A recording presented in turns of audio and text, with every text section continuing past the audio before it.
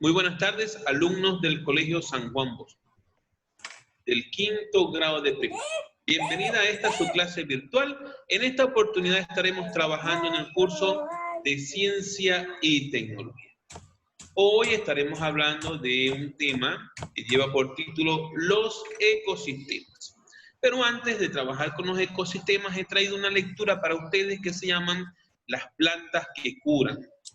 Y es que tenemos que saber que existen muchas plantas que son medicinales, como por ejemplo la sábila, el romero, el orégano, la manzanilla. Todas son plantas que son medicinales y que en estos tiempos son son muy utilizadas, ¿no? Así como también el eucalipto. Podemos hacer terapias respiratorias con eucalipto. Entonces voy a leerles un poco acá. La lectura dice así: plantas que curan. Con el avance de la tecnología, los seres humanos a veces nos olvidamos todo lo que la naturaleza nos ofrece para alimentarnos, curarnos de enfermedades, adornar nuestro entorno, vestirnos y tantas otras cosas más. Apenas nos duele la cabeza, el estómago, los huesos, corremos al doctor para que nos dé un sinfín de medicamentos. Si bien nos recuperamos rápidamente y volvemos a ser los de antes, en muchos casos, la siguiente vez que nos dé el mismo medicamento ya no tendrá efecto. Nuestro organismo ahora necesita dosis más fuertes. Esto sucede a veces con los antibióticos. Perú es un país que cuenta con una gran variedad de plantas y animales. Del total de las plantas, se ha reportado que existen más de 2000 con propiedades medicinales. A continuación te damos algunas ideas. Si te sientes enfermo, no tomes algún medicamento sin que el médico te lo haya recetado. Podría ser peor el remedio que la enfermedad.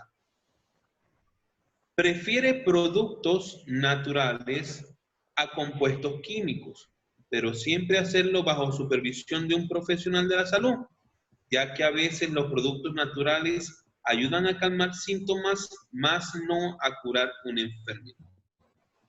Infórmate de las propiedades de las plantas medicinales para curar diversas enfermedades. De ser posible, construye un pequeño huerto casero donde tengas a disposición plantas medicinales para el dolor de estómago, las inflamaciones, las infecciones, entre otros. ¿Saben qué es bueno para el dolor de estómago y las inflamaciones? La manzanilla, muy buena. Siempre es bueno tener en casa manzanilla, siempre es bueno tener romero, tener orégano, también muy bueno el orégano. Es bueno también tener una planta de sábila. La sábila es muy buena, muy medicinal, la planta de sábila. Bien, chicos, como les dije, esta es una lectura que quería traer para ustedes el día de hoy, para que cada día aprendamos algo nuevo, ¿no? Realmente, yo sé que si tenemos una afección debemos de ir al médico, pero lo que me dice la lectura es cierto. Cuando tomamos un medicamento, especialmente los antibióticos, cuando tomamos antibióticos sin necesidad, sin que haya sido recetado por el doctor, estamos haciendo que nuestro organismo genere anticuerpos para ese antibiótico. Es decir, que cuando realmente yo tengo una infección y el médico me recete ese antibiótico, como yo lo tomé anteriormente sin necesidad, ya ese antibiótico no me va a curar. Ya no va a tener el mismo efecto en mi organismo. Por lo tanto, voy a necesitar dosis más fuertes. Por eso, mi recomendación es que nunca se automediquen. Siempre que usted tome un medicamento que sea prescrito por un profesional de la salud. Bien, entonces pasemos a nuestro tema del día de hoy, que nos habla sobre los ecosistemas. Vamos a hablar entonces qué son los ecosistemas. Estaremos trabajando con esa parte.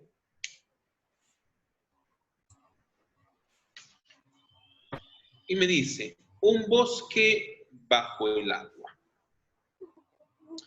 Cuando pensamos en un bosque, imaginamos un espacio lleno de árboles, como una selva. Pero también bajo el océano, algunas algas como el kelp pueden formar verdaderos bosques submarinos. El kelp es un alga que forma grandes extensiones bajo el agua. Puede llegar a crecer más de medio metro al día debido a la abundancia de nutrientes del agua. Como las algas no tienen raíces, el kelp se sujeta de las rocas del fondo con un disco adherente y se mantiene vertical en el agua porque tiene unas vesículas llenas de gas que le permiten flotar hacia la superficie. Los bosques de kelp son uno de los ecosistemas más ricos del planeta. En ellos habitan varios tipos de algas diferentes, multitud de peces, mamíferos, moluscos, crustáceos y sobre todo erizos que se alimentan de estas algas. El descubrimiento y descripción del medio físico y los seres vivos de este ecosistema acuático han sido fundamentales para comprender tanto su funcionamiento como el de otros ecosistemas. Entonces, sabemos que también podemos tener bosques en el océano, gracias al alga que se conoce como kelp.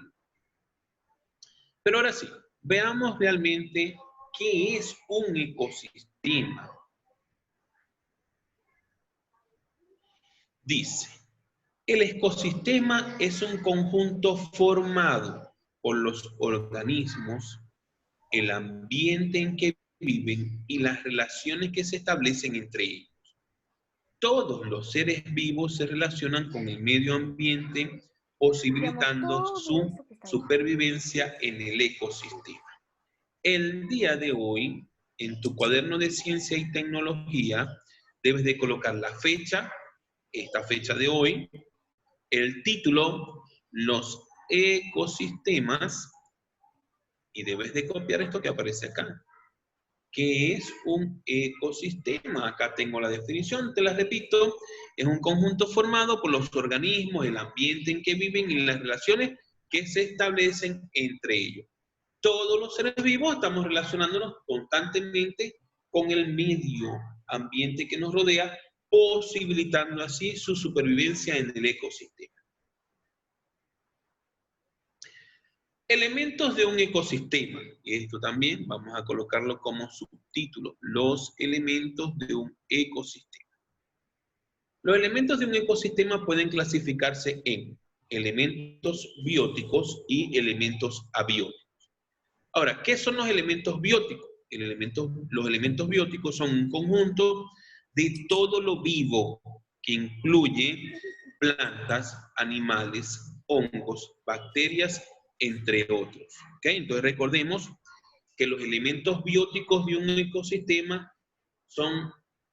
tienen que ver con todo lo vivo, ¿okay? Todo lo que tiene vida. Y los elementos abióticos, conjuntos de factores ambientales, físicos y químicos que influyen en los organismos. Son todo lo que no vivo, es todo lo que no es vivo. ¿Okay? Entonces fíjate que los ecosistemas están formados por todo lo vivo y lo que no es vivo. Pero cada uno tiene su nombre por separado. Aunque en conjunto van a formar el ecosistema, hay que clasificarlos y diferenciarlos. Entonces, todo lo que es vivo que está dentro del ecosistema son los elementos bióticos. Y todo lo que no es vivo, dentro del ecosistema son los elementos abióticos. Como por ejemplo, el suelo, el clima, el agua, la luz. Estos son elementos que no son vivos. El ambiente influye sobre los organismos que lo habitan, determinando quiénes pueden vivir en él, mientras que los organismos pueden modificar el medio físico. Por ejemplo, un suelo rocoso admite plantas de raíces pequeñas, que con el tiempo pueden desmenuzar las rocas y transformar así poco a poco el espacio en un bosque de subsuelo verde. Entonces, ¿qué vamos a copiar de acá? Vamos a copiar esto que aparece acá, los elementos del ecosistema, que son los elementos bióticos y los elementos abióticos. Y vamos a copiar esta partecita de acá, pero solo hasta aquí. Solo hasta donde dice físico, ¿ok? Donde dice que el ambiente influye sobre los organismos que lo habitan, determinando quiénes pueden vivir en él, mientras que los organismos pueden modificar el medio físico. Y ahí está el ejemplo, ¿ok? Si tú deseas colocar el ejemplo, muy bien, pero realmente me interesa es, en este momento, la parte de la teoría. Lo que quiero es que copies la parte de la teoría.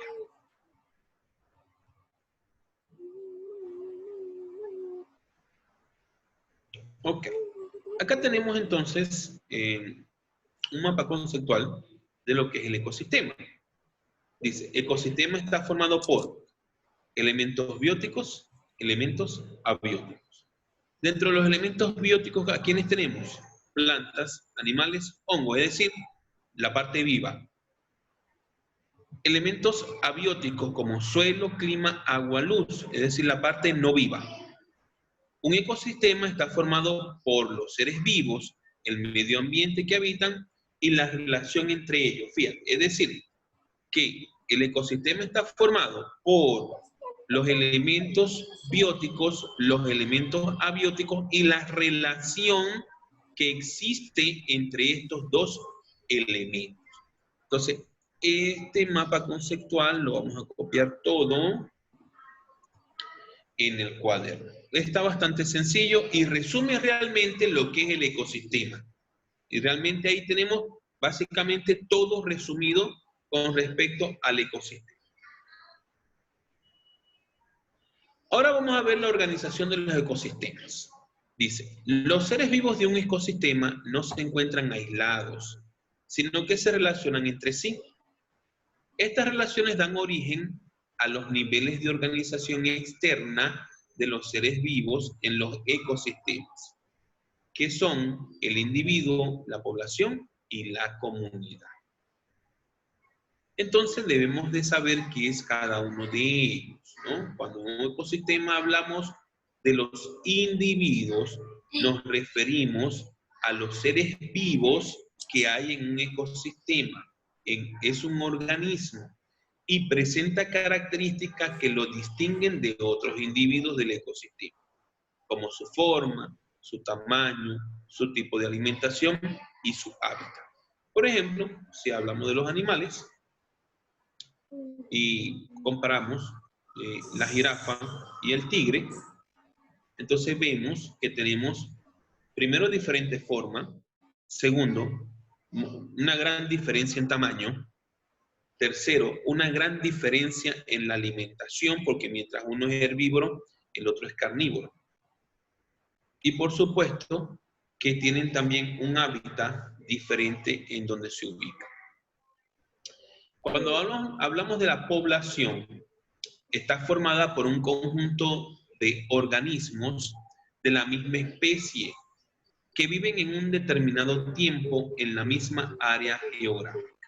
Repitamos esto, la población, porque nosotros somos una población, está formada por un conjunto de organismos de la misma especie que viven en un determinado tiempo en la misma área geográfica. Los organismos de una población dependen de los mismos recursos, se ven influenciados por los mismos factores ambientales y tienen altas probabilidades de interactuar y reproducirse entre sí. Entonces, tratemos de entender un poco lo que es la población. Nosotros, como seres humanos que habitamos en un mismo espacio geográfico y que tenemos nuestros límites geográficos, ¿no? Entre regiones, formamos una población. Porque interactuamos entre sí y nos reproducimos también entre sí. ¿Okay? Eso es una población. Pero eso también puede suceder entre los animales. Hay poblaciones también entre los animales. ¿Por qué? Porque habitan una misma área, interactúan entre sí y se reproducen entre sí. Entonces, no solamente podemos entender la población como población de seres humanos, también hay población de animales, población de peces, ¿ok? Y entonces acá tenemos el tercer elemento del cual nos hablaban acá de las organizaciones de los ecosistemas, que vimos los individuos y la población. Acá tenemos entonces la comunidad. Está formada por diferentes poblaciones, es decir, unión de varias poblaciones de diferentes especies que interactúan en un tiempo y en un lugar determinado. En una comunidad hay una asombrosa división de funciones entre los individuos que comparten un mismo hábitat. Así se evita que algunas especies entren en conflicto por el mismo recurso o que alguno de estos no se aproveche. A ver, volvamos al ejemplo de nosotros los seres humanos. Vivimos en una comunidad. O sea, somos una población que vivimos en una comunidad. ¿Por qué podemos decir que vivimos en una comunidad? Bueno, primeramente porque somos diferentes e interactuamos entre nosotros. Pero fíjense algo, si yo tengo que hacer la comparación acá, yo diría que quizás tu papá comerciante, tu mamá a lo mejor es enfermera, tienes un tío que es médico, tienes un primo que es ingeniero, me tienes a mí que soy profesor. Fíjate que cada uno de nosotros dentro de la comunidad tenemos un trabajo específico, que eso va a favorecer, a beneficiar realmente a todos los habitantes de esa comunidad, que cada uno realice una labor diferente. Por supuesto, al haber tanta población, entonces nuestra comunidad se va ampliando y se necesita de varias personas para realizar los mismos trabajos. Entonces, por eso tenemos tantos médicos, por eso tenemos tantas enfermeras, por eso tenemos tantos profesores. Pero eso tiene que ver gracias a la gran población que hay en el espacio geográfico. Por ejemplo, estadísticamente en el Perú, cuando hablamos del Perú, una zona geográfica, tiene una población aproximada de más de 30 millones de habitantes. Esa es la población completa, pero esa población la podemos subdividir entonces en comunidades que podrían ser cada una de las regiones. Entonces, de esa manera podemos ir entendiendo un poco mejor lo que vienen a ser los ecosistemas. El conjunto de comunidades que interactúan con los elementos abióticos forman los ecosistemas. El conjunto de todos los ecosistemas del planeta se conoce como biosfera. Acá podemos ver un individuo, o sea, tenemos un solo pingüino, tenemos una población, ¿ves? Y tenemos una comunidad donde interactúan no solamente los pingüinos, hay otros animales también allí que interactúan entre ellos. Entonces, acá tenemos un resumen, fíjate, lo más pequeño de los ecosistemas es el individuo viene de la población la comunidad, de la comunidad todo el ecosistema, y la unión de todos estos ecosistemas da origen a la biosfera. Todos los individuos de una especie que habitan en un ecosistema forman una población. Diferentes poblaciones que interactúan forman una comunidad. A ver, que hay cositas acá que me he pasado. Por ejemplo, cuando vimos esta parte de acá, hay que copiar todo esto de acá, es decir, todo lo que son individuos y población. De esta vamos a copiar solo lo que es comunidad. Esto lo vamos a copiar también. Y por último, este cuadro que tenemos acá. ¿Ok? Esto que tenemos acá sería lo último que vamos a copiar del tema del día de hoy. Ya en la siguiente clase, en la siguiente semana, continuaremos hablando un poco más sobre este tema.